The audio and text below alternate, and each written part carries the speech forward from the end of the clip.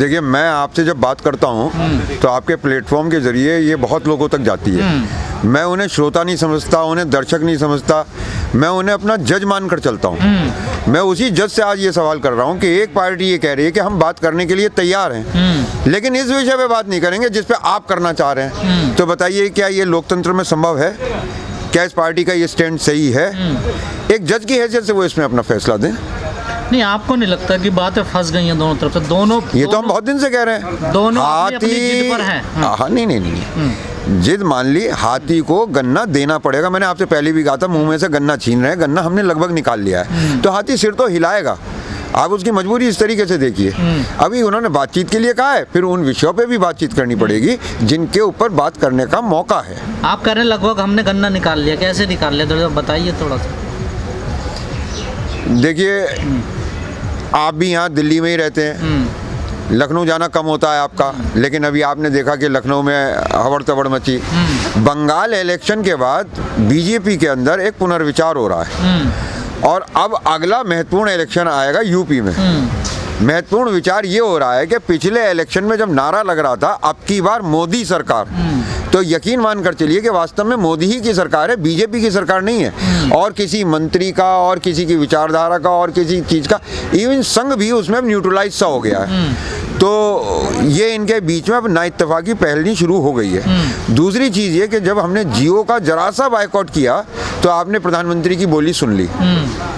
अब महत्वपूर्ण है कि जो इनके पूंजीपति दोस्त हैं, लाला धंधे के साथ जाएगा, दोस्ती के साथ नहीं जाएगा। जिस दिन तक मोदी जी लाला के लिए एसेट हैं, तब तक मोदी जी को वो अपने सिर पे रखेगा, गले से लगा के रखेगा, अपने हाथों पे लिए रखेगा।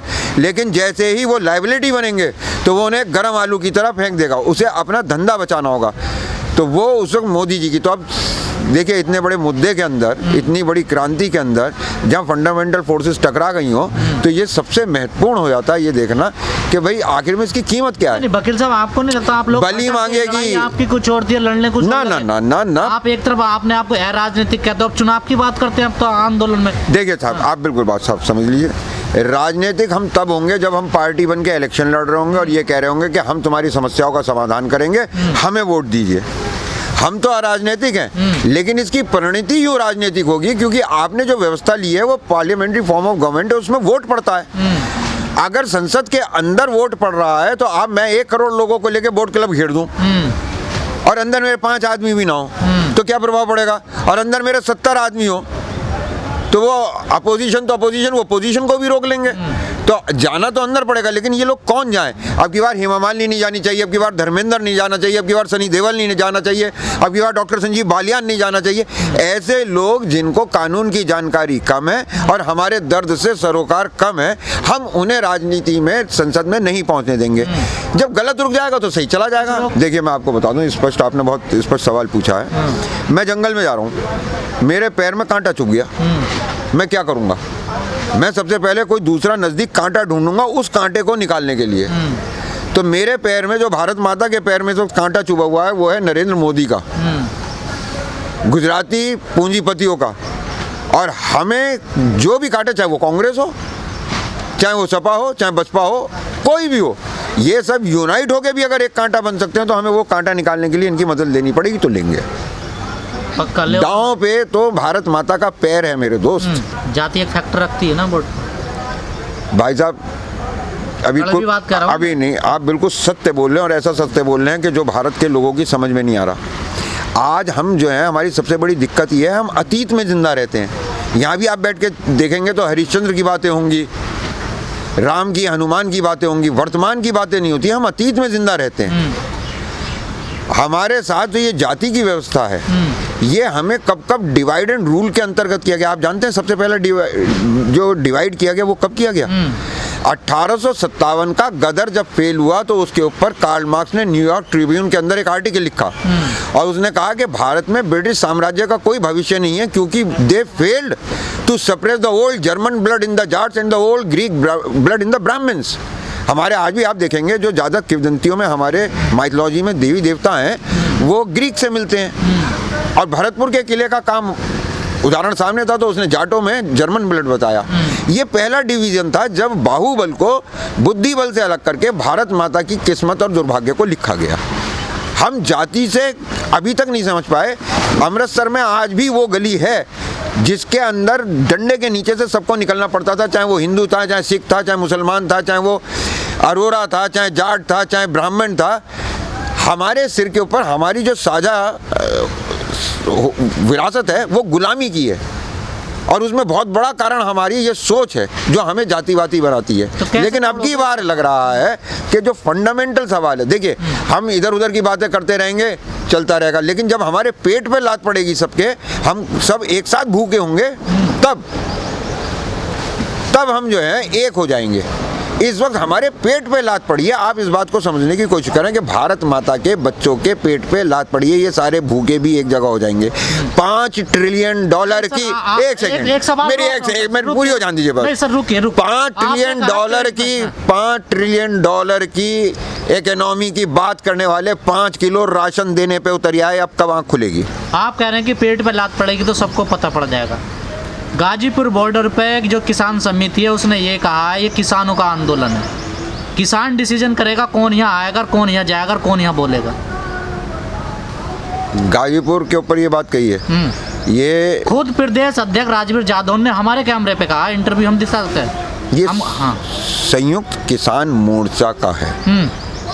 इसके अंदर वो सारे लोग भी जुड़े हुए हैं जो क्योंकि ये कानूनों का मामला है। अगर ये सिर्फ ज़मीन का मामला होता, कोई एग्जीक्यूटिव ऑर्डर होता, भोपा थाने को घेरना होता या मेरठ कमिश्नरी को घेरना होता, तब उनकी बात हमारी समझ में आती है। लेकिन जब पूंजीवाद से लड़ाई हो तो उसमें सारे के सारे आयाम, ना जाने उन्होंने किस संदर्भ में किस रूप में इस बात को कहा हो, क्योंकि मैंने वो वक्त मेरे सामने दिया नहीं गया और मैंने देखा नहीं, तो मैं उसका विवेचना नहीं कर सकता। नहीं, वो किस रेफरेंस में उन्होंने इस बात को कहा, क्योंकि किसान का ही नहीं है तो कानून का भी मामला है ना। आपने भी सुना कि ये जन आंदोलन है। हाँ, ये जन आंदोलन है, पहले दिन से। लोगों को रोका क्यों जाता है जो बाहर से आपको सपोर्ट करने आते हैं या वो कैमरे पे बोल दें? भाई ऐसा अगर आप मेरा प्रोफेशन माने तो आई एम नॉट ए किसान, लेकिन मैं उस जाति से हूँ जहाँ मेरे यहाँ आज भी 95% मेरे रिश्तेदार खेती करते हैं। मैं ही तो नहीं करता। मैं कानूनों से उलझाव रखने वाला, उन्हें सुलझाने वाला आदमी हूँ। मैं हाई कोर्ट में, सुप्रीम कोर्ट में जज को कानून बताता हूँ, तो ये कानून कुछ कर रहे हैं, तो ये मेरा अपना मानना है कि भाई अगर कानूनों के रूप में कोई इनकी मदद मिल सकती होगी, हो सकती होगी, तो हमें करनी चाहिए। तो ये तो जन आंदोलन है। आपको नहीं लगता है कि आंदोलन सिमट रहा है, अब ऐसे बयान आ रहे हैं?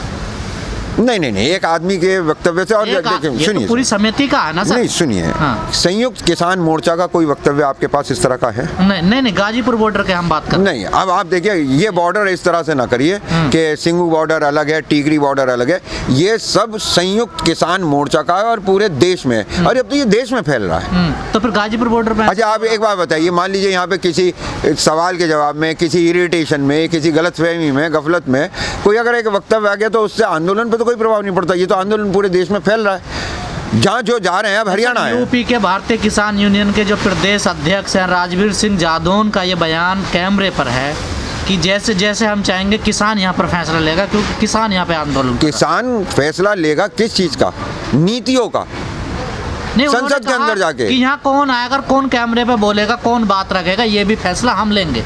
तो आप उनसे, मेरे से बात करने से पहले उनसे परमिशन लेके आए क्या? हाँ, वही तो हम पूछ रहे हैं ना। नहीं लाए परमिशन तो आपको लेने है, यही मैं पूछना चाहता हूँ। ना, मुझे किसी परमिशन की जरूरत नहीं है।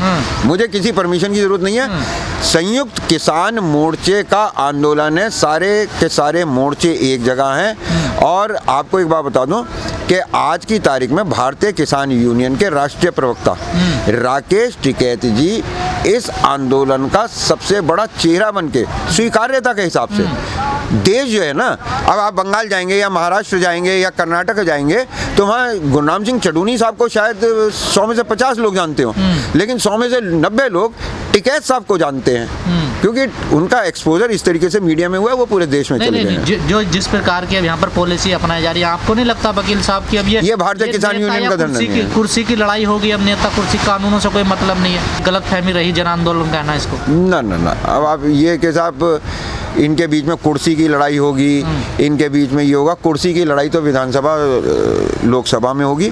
किसान नेता इस बात को बहुत अच्छी तरीके से जानते हैं कि इस आंदोलन को उन्होंने जीत लिया।